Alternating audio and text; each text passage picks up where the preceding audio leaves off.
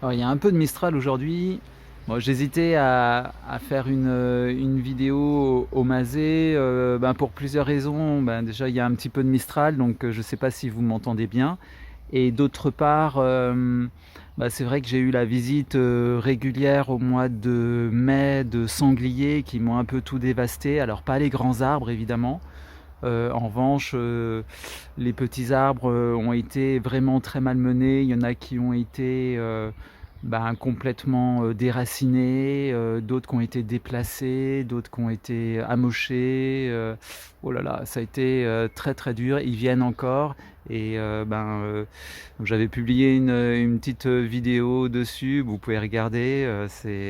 J'espère qu'un jour je pourrai en rigoler, mais là aujourd'hui, comme c'est un peu mon quotidien, les attaques de sangliers, j'ai un niveau, on va dire, d'humour à ce niveau-là, un petit peu réduit, quoi. Voilà. Donc ici, on voit que l'avocatier type mexicain, il a fait donc il a noué, puisque la dernière fois on s'était vu, il y avait encore des fleurs. Et il y a pas mal de fruits, il y en a pas mal qui tombent. Généralement, j'en ai une vingtaine ou une trentaine qui restent. On va voir cette année combien il va en rester. Alors à côté de l'avocatier, c'est le Casimiro aedulis. Alors un arbre que j'aime beaucoup, je vante beaucoup ses mérites. Et là, écoutez, je suis un peu déçu dans la mesure où il y avait beaucoup de fleurs. Il y en a encore quelques-unes là-haut. Et en fait, tous les fruits sont tombés. Tous les fruits. Donc il n'a pas encore trouvé son rythme. Il fait des fleurs beaucoup trop tôt dans l'année. Et puis il fait froid et donc il perd, les fruits ne nouent pas. Voilà, c'est fort dommage. Voilà, l'arbre est quand même très grand. Il pourrait supporter, je pense, des fruits. Il est aussi relativement âgé, hein, puisque je pense qu'il doit avoir 8 ans peut-être. Voilà. Donc là, on voit de nouvelles fleurs. Mais les anciennes fleurs, certaines avaient noué et les fruits sont tombés. Il faut dire qu'il y a beaucoup de Mistral, mais je pense que ça n'explique pas tout. Voilà. Là, c'est assez joli parce que c'est cauliflore. Il y a des fleurs à même le tronc. Voilà. C'est un feuillage. Je vante toujours les qualités du feuillage du Casimiroa. Très exotique. Il a conservé sa splendeur pratiquement à toutes les saisons.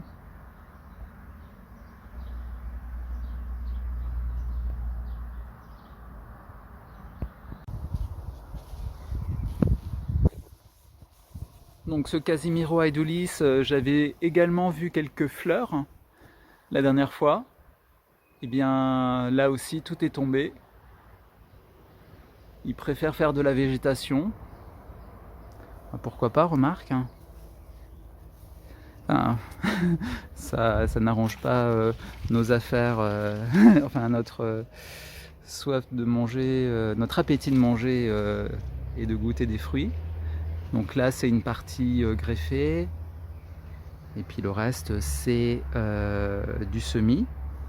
Alors j'ai fait beaucoup de greffes parce que j'ai reçu de Californie des greffons, mais malheureusement ils sont restés 1 ou 2 mois en transit et ils sont pas jolis, quoi.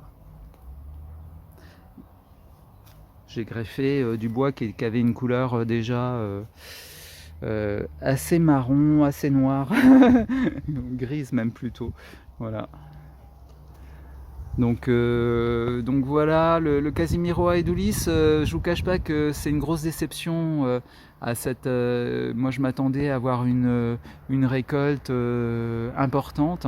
Quand je vois les vidéos de jardiniers, que ce soit à Melbourne ou sur la côte californienne, ben, ils ont des arbres chargés. Alors souvent c'est des arbres quand même qui sont greffés, donc cela explique peut-être. Il y a aussi des pistes. Bon, on m'a dit que, enfin j'ai lu sur Tropical Fruit Forum qu'il fallait plutôt avoir un porte-greffe Casimiroa tetrameria. On a la même quantité de fruits, ils sont plus gros et l'arbre est plutôt nain. Il va avoir une hauteur de 4-5 mètres maximum, tandis qu'un Casimiro aedulis peut grimper à 15 mètres. Vendredi matin, j'ai eu une heureuse surprise parce que sur mon chirimoya, il y a les anciennes feuilles qui tombent comme celle-ci. Et puis, du coup, j'ai vu qu'il y avait un petit fruit qui s'était développé. Je ne sais pas si vous voyez le fruit. Voilà.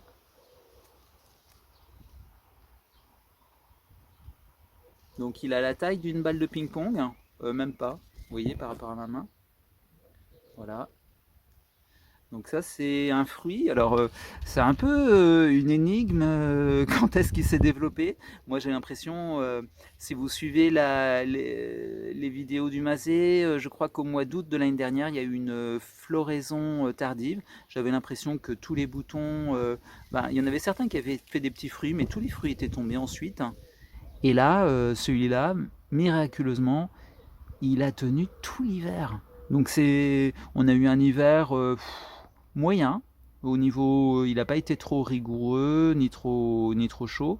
Donc ça veut dire que un hiver classique, mes fruits pourront rester sur l'arbre.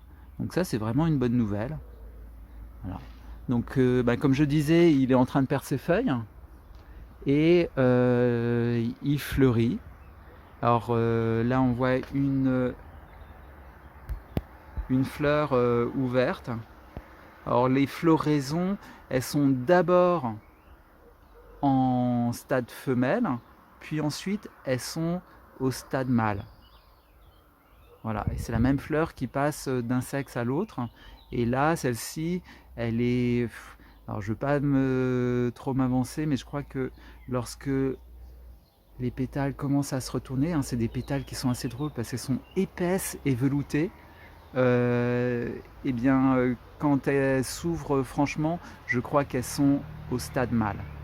Voilà. Et au stade mâle, on peut récupérer du pollen pour une pollinisation artificielle. Mais je ne vais pas les polliniser artificiellement parce que l'année dernière j'ai essayé, je me suis planté et là, je manque un petit peu de temps et de rigueur pour le faire. Voilà. Donc, sinon, l'arbre il est pas très beau parce qu'il renouvelle son feuillage, mais je pense qu'il n'y a pas de raison. Donc il est au-dessus de la porte-fenêtre, donc il doit faire 2,10 m, 2,20 m. Et il y a donc en fait un finot d'LRT greffé. Et puis j'ai laissé le porte-greffe parce que je me dis que c'est pas plus mal. Et là, il y a il est aussi en train de démarrer, c'est un avocat, un Chirimoya de Madère, je suis fatigué, désolé, un Chirimoya de Madère qui lui ne fleurit pas encore. Je n'ai pas vu de boutons floraux, bien qu'il ait... c'est un semis que j'avais ramené en avril 2018 d'un voyage à Madère. Voilà.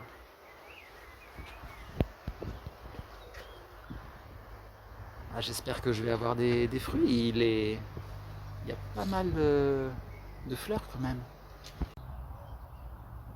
Alors moi je suis plutôt adepte du non-travail du sol, mais vous voyez avec le sanglier, c'est pas possible en fait. Il vous remue tous les horizons, voilà, il a envie de travailler le sol. Ah ouais, j'avais fait une greffe, il me l'a défoncé là. Bon. Alors là on est sur une rare planche restanque où le sanglier n'accède pas parce qu'il y a des petits escaliers et pour l'instant il n'ose pas, donc c'est très bien. Donc là j'ai pas mal de greffes, de semis, enfin c'est ma petite pépinière. Là par exemple une greffe qui a été faite début mars ou fin février. C'est du décopon, encore un décopon, voilà, ça c'est un avocatier de semis. Voilà. Beaucoup de chirimoya parce que j'adore ça. Voilà, alors là je vous le montre, c'est la greffe que Guy avait faite et qu'on a pris en vidéo, donc pour vous montrer qu'elle est bien partie. Voilà, j'ai enlevé les bourgeons gourmands en dessous du point de greffe. Voilà. Juste au-dessus, donc on a notre tamario. Et il y a à la fois des fleurs et puis des fruits qui sont en train de nouer. Voilà. Bon, il y en avait beaucoup plus de fruits. Ah, bah là il y en a des plus gros. Ouais. Alors par contre, ouais, les fruits, il y en a pas mal qui sont tombés. C'est peut-être le Mistral.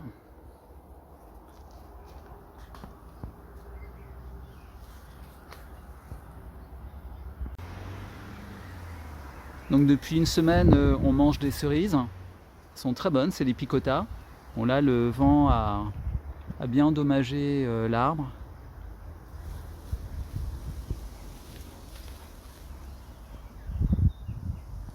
Alors ici, avec les fleurs, les feuilles jaunes, eh bien c'est un petit chérimoya. Il commence à être envahi par l'incarnata, donc c'est une passifleur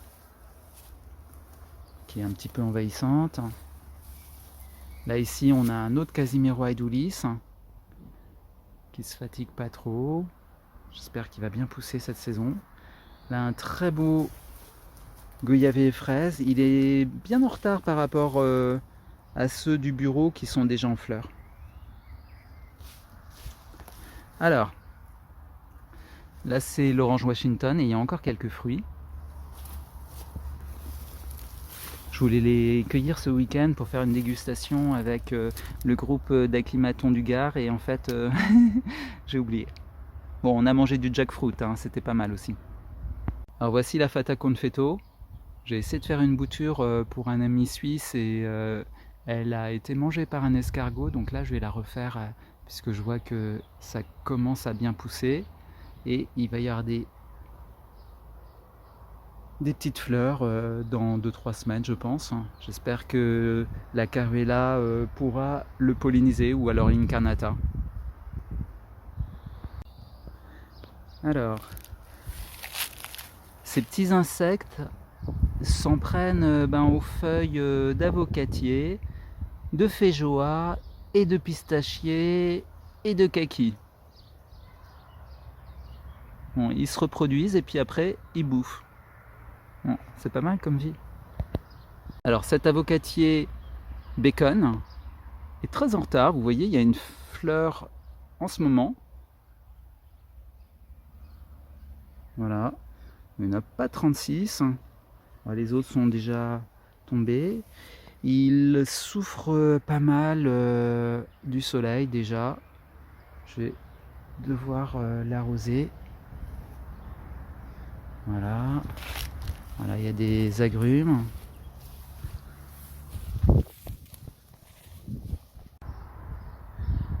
Alors cette année, ça va être une saison, une année à feijoa parce que les feijoas ont beaucoup fleuri au mois de mai. Pratiquement tous, j'en ai une bonne dizaine il me semble. Et alors chose intéressante, effectivement les pétales sont comestibles. On en a goûté des très bonnes chez Henri. En revanche, suivant les variétés, il y a un petit arrière-goût qui peut être déplaisant.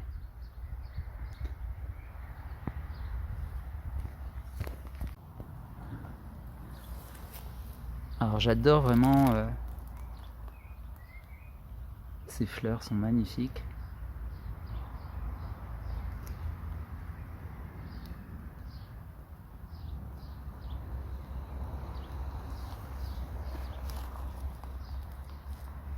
Et il y en a pas mal cette année. Et il y en a encore au stade de bouton.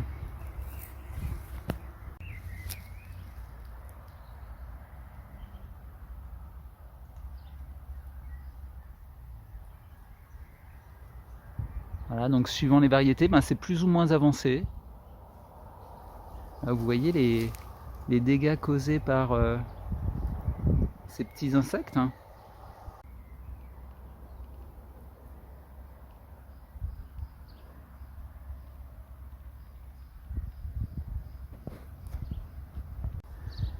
Alors cette année, belle floraison des grenadiers.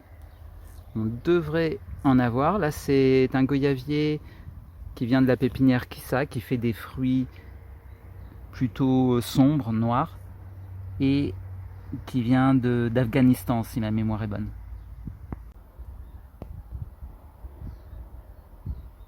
Ce grenadier est probablement le plus grand, au moins le plus feuillu de mon jardin. Il a un port de buisson, c'est le final tendral. Il fleurit abondamment, j'essaye de me frayer un passage, pas évident. Et ouais, il fait presque 2 mètres de haut. Et là, juste à côté, ben, c'est les lys. Les lys avec le pollen comestible. Cela fait environ une semaine que je mange des mûres. Bon, je dois dire que je suis pas fan. Cette année, je suis pas trop fan. Je trouve ça un peu insipide. Alors c'est peut-être parce qu'il a beaucoup plu au printemps et les fruits sont gorgés d'eau. Alors ces insectes s'en prennent beaucoup aux feuilles de pistachier, aux vrais pistachiers, pas aux térébinthes. Je vous propose de conclure cette vidéo sur ce pistachier qui fait de belles grappes de fruits.